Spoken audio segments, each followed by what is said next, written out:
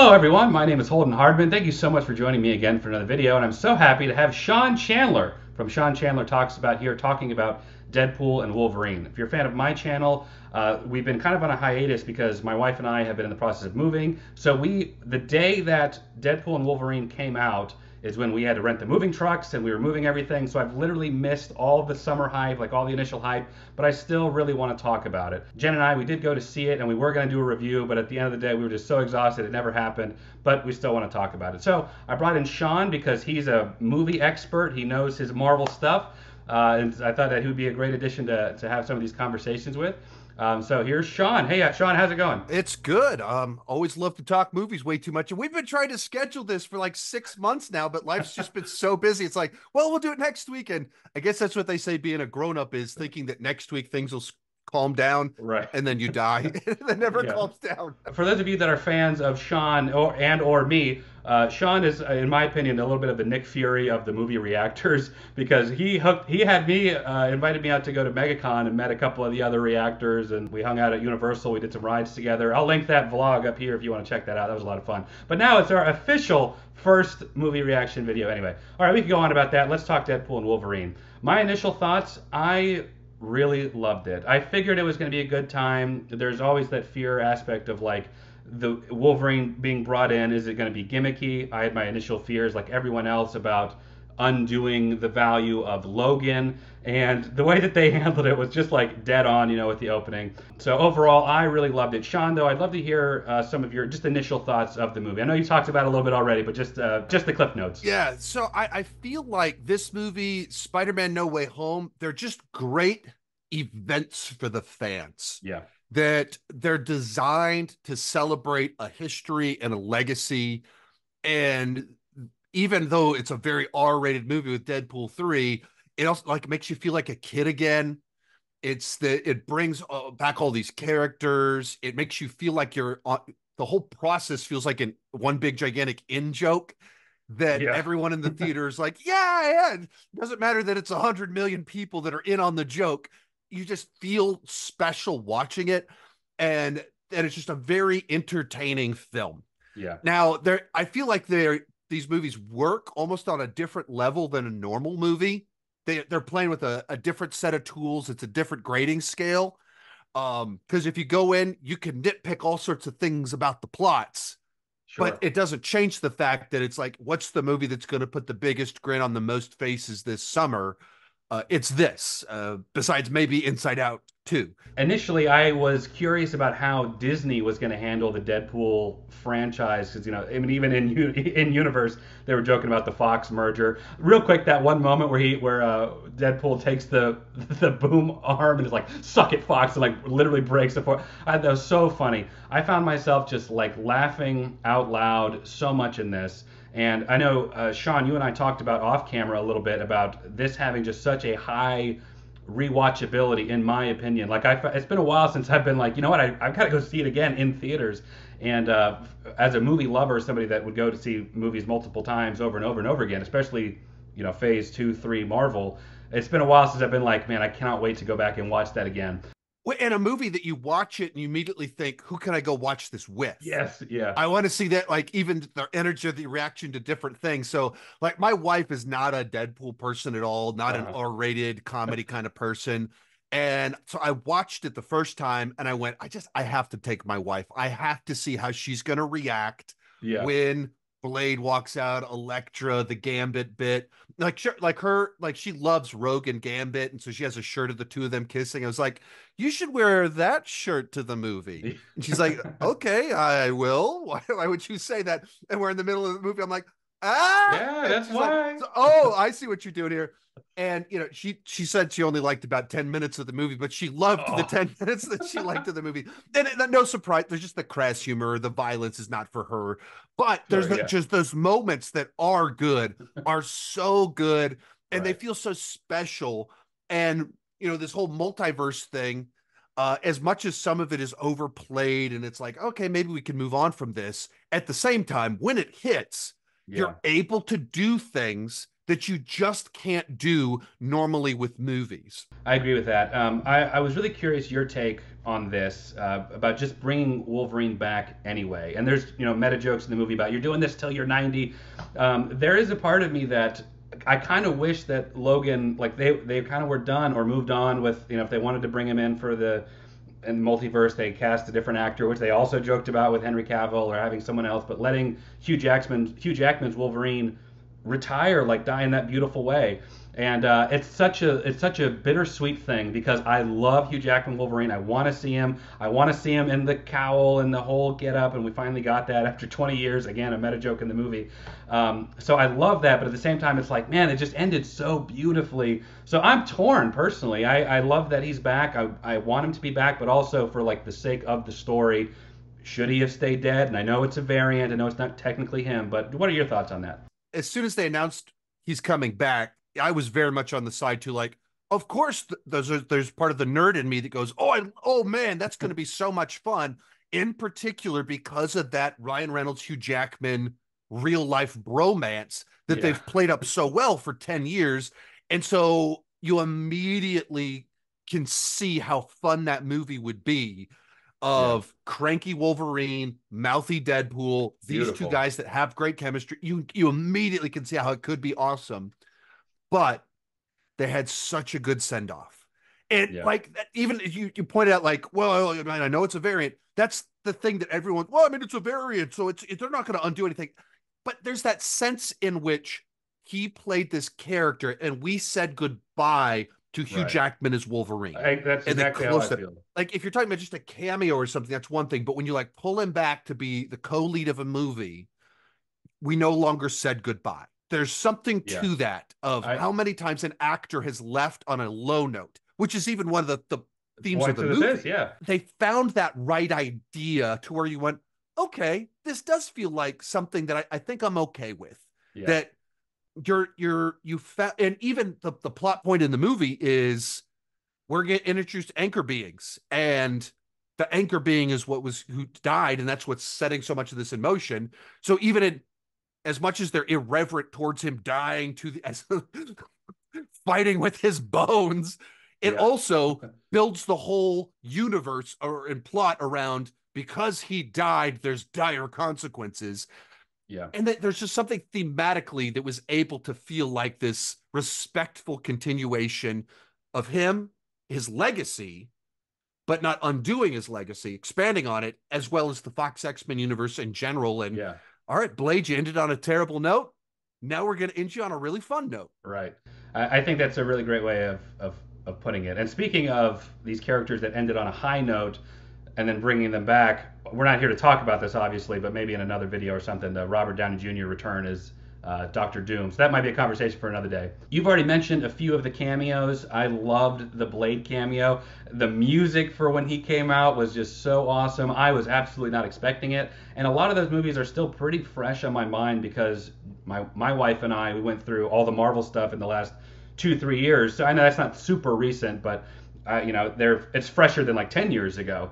And we never saw the Elektra movie, but we did see the 2003 Ben Affleck Daredevil, where she's in that. Like you, I don't want my whole movie to be dependent on cameos to like get me through, and I don't feel like this one was. I feel like it was appropriate and it wasn't too hashed out.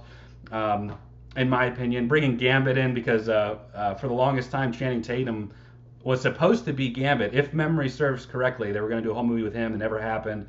So him coming in was a lot of fun, was great, and I liked their little mini new X Force thing that they had. So what did you think of all the cameos? Yeah, I think when you do the cameos, you want them to feel like they mean something and Yeah, they tie into the plot. And so, early on, it's like, hey, that's Pyro. Hey, it's Sabretooth. Hey, it's yeah, that person. And there's a little bit of like, you're just seeing people, and they were in the trailers a little bit too. And for those characters that aren't that interesting to do a cameo with, sprinkling them like that, it kind of fills it out a little bit. yeah, But then when you get to the part where they really start to reveal the fun ones, and they start explaining what's kind of going on of my universe was being destroyed. I don't. I don't even remember what my universe looked like. I feel like I've always been here.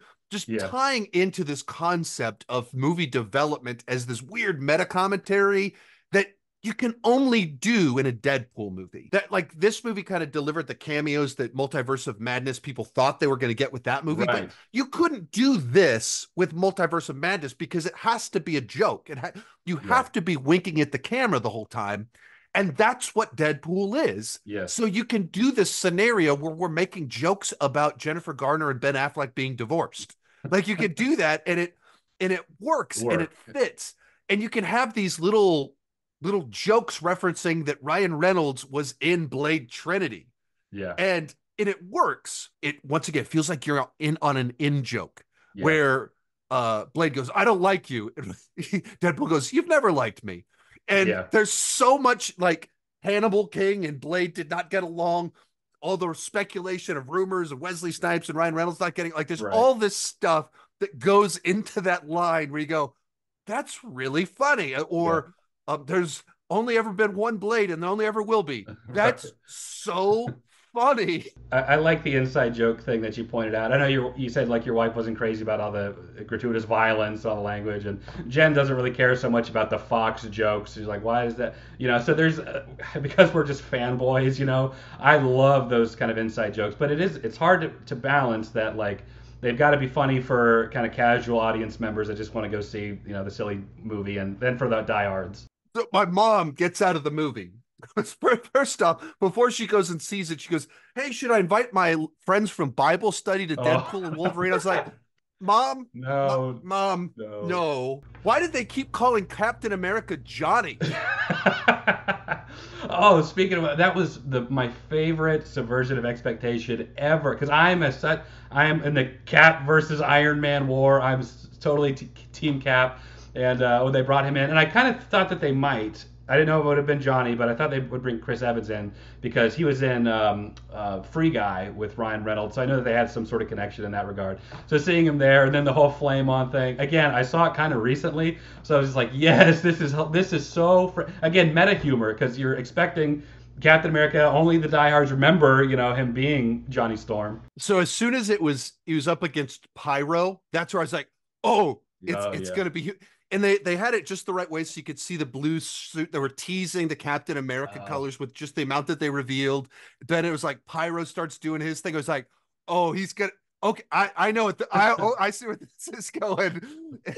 But yeah, man, it's just fun. Even if, when you, in retrospect, it feels like a pretty obvious subversion of expectations, yeah. it Right. doesn't change the fact that either way it could have gone, it would have been awesome. Awesome. Yeah. If you went Avengers Assemble, if you went Flame On, both are fun, both are entertaining, Right. and they went with the one that, like, it honors this legacy.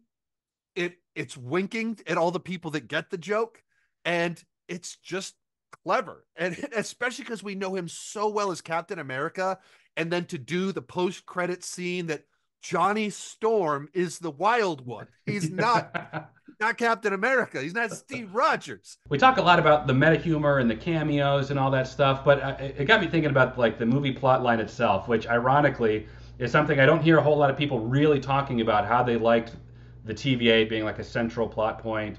Professor X's sister, who is pretty substantial in the comics, being like the main antagonist in it. And I don't really hear a whole lot of people's thoughts on that. It's really kind of what we're doing, kind of joking about or talking about the meta humor and the cameos, and this was awesome, and Wolverine's so cool. Hugh Jackman's back. I love their Abbott and Costello routine, one cranky, one jokey. But what did you think about? And I guess even, like, obviously rabbit trailing on in the middle of your setup, but It's okay. like, and that, like, Hugh Jackman brings this gravitas and sincerity Yes. to Yes. where, like, when he's like, "You just got that poor boy killed," like, he can say that and it's funny, but it also is like, "Oh yeah, he did." And Yeah. it, like, when he, like, rips into Deadpool and he's like, it's so funny as he's roasting Deadpool, but it's also like he means it, and in a Yeah. way that when Deadpool does it, it always has that, it's just winking too much at the camera, Yes. and Hugh Jackman makes you believe all of it, and so he grounds the emotion of everything. Stop it.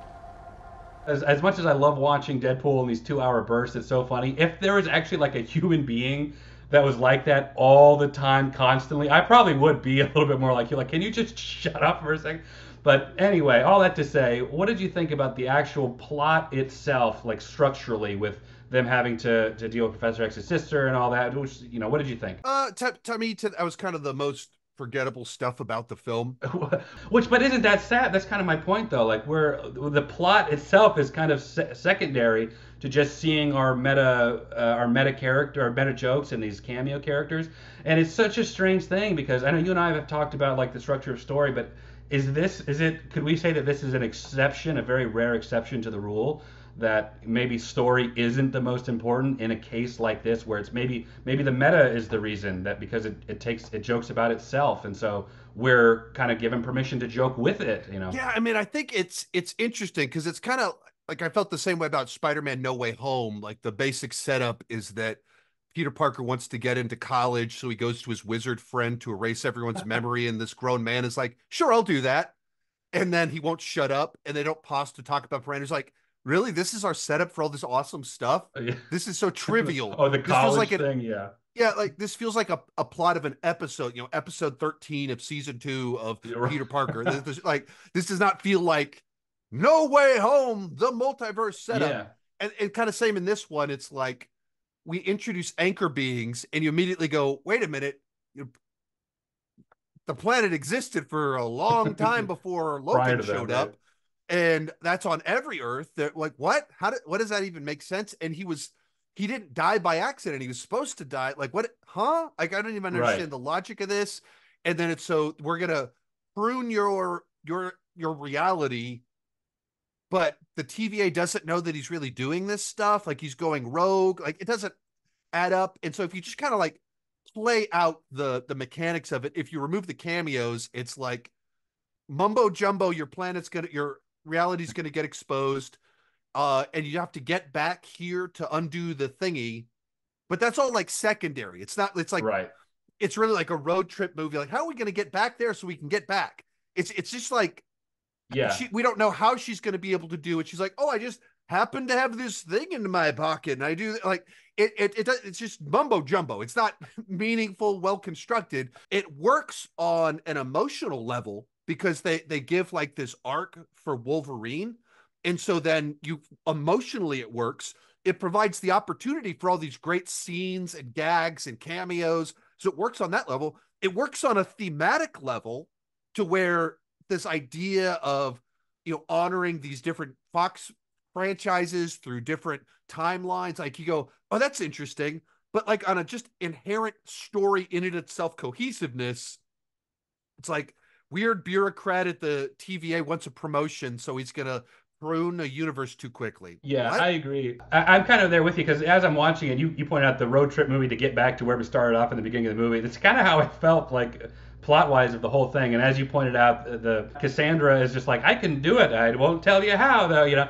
So I kind of felt that way, just kind of structurally of the movie. It didn't really derail it enough for me for all the reasons that you pointed out, but I just don't hear anybody talking about it. Right. And It works on its own terms. yes, It wants to entertain you. It wants to put a big grin on your face. It wants to give you the feels. It wants to pull on the nostalgia heartstrings.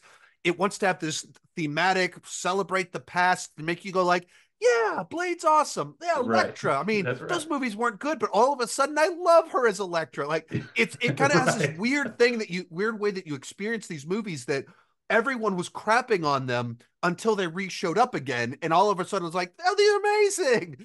So I said in my reviews, like the story is pretty forgettable. And all these people are like, seriously, you thought this plot was That's what forgettable? I'm It's like, saying. That's why I was like hesitant to even bring it because of the recency bias of like, well, it really kind of is. It's all the other stuff that we're talking about. right, and like what you remember about the story is the skin placed on top of it. It's Yeah.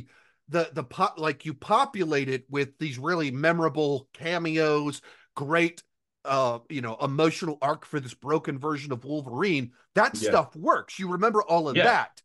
If you remove the cameos, if you remove all of the nostalgia and you Yeah. just do this plot, you'd be like, what? They just drive across town, go back. I've got a ring, you can go back. And oh, now that we've done this, she wants to blow up all the worlds. Like this is introduced at the very end. Like the final battle in the Right. movie is Yeah. basically like they say a line early on, you don't want to mess with the Deadpools. And so then, as at the very end, there's a throwaway line where she goes, I called some people for some help. And so then our final battle is just a gag. It's a Yeah. fun gag. It's a great gag, but it's just plot level doesn't mean much of anything. It's just people showing up. 100% agree with everything that you're saying. I always get a little nervous in criticizing like the recency bias of Marvel, and every Marvel movie is like this, even the ones that are like hated today. I still remember coming out of Thor: Dark World in the theater, people are like, this is the best Marvel movie ever, and then later it's, oh, the general consensus, everyone hated it. Every Marvel movie is like that, except for maybe the phase 5 stuff lately. As you point out, like season 2 episode 15 level. I mean, it basically is kind of some of the episodes of Loki. That's exactly what I thought. It's the same thing. Episode 2, season 2, episode 15, or whatever, episode 5. Right, yeah. It was like, this is something that Loki and Sylvia would have encountered in season 2, or that actually they did. I'm actually, it's just real. They had to get out of there. That was a whole full plot point.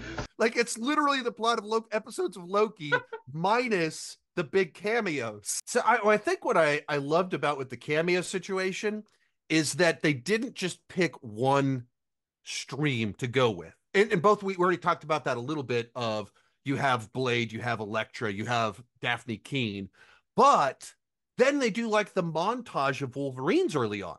Yeah. So you go into it expecting some Fox X-Men people to show up, or Fox Marvel people, but then they also do this bit where they're doing like classic comic book covers. And so you're seeing all these different versions of Wolverine, and we're getting Weapon X, we're getting Old Man Logan, and then we get the Cavalrine. That was the thing that stuck out to me, is that they really went, what are all the different things we can do because it's a Deadpool movie? What's everything that can put a different smile on a different person's face and do it in a way that it's funny for everyone, or it's interesting for everyone. But the more you know, the better all of this is. Yeah. If I had to pick like a favorite cameo, it's tough because there's so many of them that for different reasons I was like, oh man, that's good. Yeah, I'm right there with you. I feel like the Blade one is the one that I'm kind of latching onto, because I saw all those movies in the theater. I've been wanting them to do this new Blade movie. It's obviously been in development hell and stuck. And so then, and like we even talked about a little bit, there was kind of that history of potential, built up the tension between these two people. And then it just feels like back in the day, Wesley Snipes was on the top of the world, and Ryan Reynolds got to be a part of his film. Yeah. And then flip it around, 20 years later, Ryan Reynolds, this is his peak of his fame right now. And he's like, you were a part of me getting into this world, come into my movie. And, this is going to be by far the most profitable film Wesley Snipes has ever been in. Yeah. Because it's going to be $1 billion film. And he was a big movie star pre-$1 billion era. Yeah, that's a really great. And so that's cool. I loved that Wolverine go into the different universes, and I kind of to a point you made way earlier about Multiverse of Madness. I wish we got a little bit more of that kind of thing in that, because I love seeing but we got pizza in a bowl, and you go on red, stop on green. We got a little bit of stuff too. We had the Illuminati, and but I enjoy that film. It's fun it's easy to pick on for its faults because they're obvious, but I enjoy that film more than most. I loved all the Hugh Jackman covers and all that. I still, just because I love Chris Evans, he was my Captain America, and I know he was Johnny Storm, and I know that one of the tells for me when I was like, wait a minute, because they did the whole superhero landing, I'm like, wait a minute, this is Deadpool. It's not going to be this straightforward. But when he started to swear just in regular conversation, I was like, wait a minute, that's not.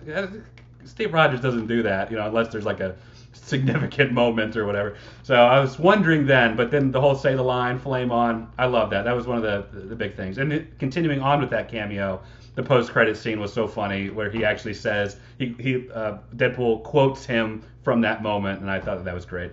But those are just some of our thoughts. We honestly could probably go on and on and on about this movie, like forever. So leave us a comment down below letting us know some of your thoughts on some of the points that we talked about. If you'd like to see Sean and I get back together and do some more stuff, I know we talked a little bit. We brought up the Robert Downey Jr. coming in, and just how the MCU is doing. I'd love to have somebody just to chat with about that. So if you'd like to see that, either on my channel or over on Sean Chandler Talks About, which I'll link his channel up here, let us know. But for now, that is it. Sean, thank you so much for joining me, and I'll catch you guys in the next video. Take care.